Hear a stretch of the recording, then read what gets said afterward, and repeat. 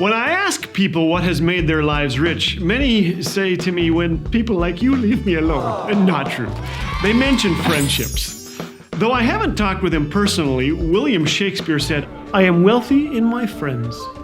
Forsooth, this is a pirate outfit, not the bard." And how do we keep our friends close? Deodorant is the key. And breath freshener can help, so load up. Did you know that you can now adopt a virtual pet online? On your phone, you can work with it. Dogs, horses, hamsters, snakes.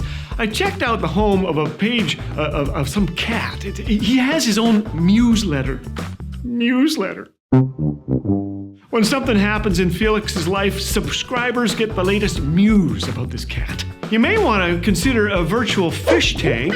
Be thankful is one catchy slogan on the site. A virtual pet sits on your screen like a real cat, sleeping, begging for food, licking his paws. You can feed him by punching the right buttons, walk him, pet him, doctor him. If you don't, he'll die. Then you can have an online funeral. I kid you not. These sites boast all the real joys of a pet without the responsibility.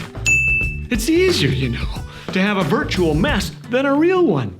The truth is, life ain't like that. It's messy. Friendships require maintenance. Like money, they're easier made than kept. So how can we be a better friend?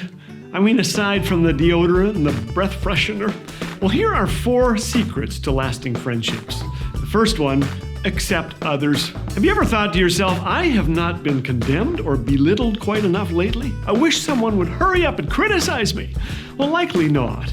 We all long to be encouraged, built up, and accepted. Good friends appreciate and praise the uniqueness of others, and they allow their friends the freedom to be themselves.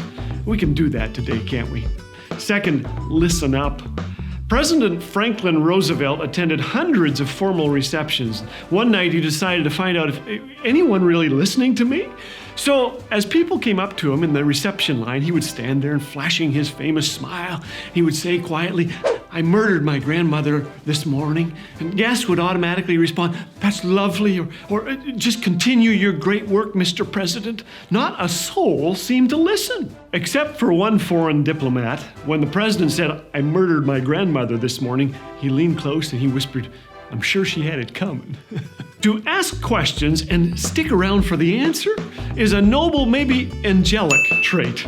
I have done this twice. It worked both times.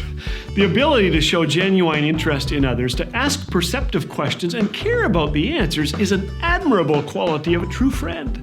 God gave us 2 ears and 1 mouth, and we should use them accordingly. Listen up. Thirdly, focus upwards.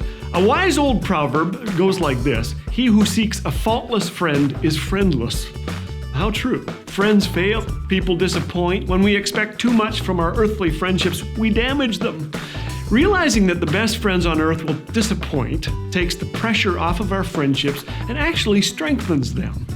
In the Bible, God does not promise that people will never leave us or forsake us. He promises that He will never leave. Ironically, those who seek lasting joy only in human relationships end up with a nagging emptiness. The true joy of our lives comes from the most important relationship of all, our relationship with God. In loving Him, we learn to love our earthly friends better. Finally, be kind. Jesus said, "Our Father is kind, you be kind." So don't pick on people, jump on their failures, criticize their faults, unless, of course, you want the same treatment. Don't condemn those who are down. That hardness can boomerang. Be easy on people. You'll find life a lot easier. Be kind, and remember that when you have lots of rough edges, you're easy to get a hold of, but hard to embrace. Subscribe or the duck gets it.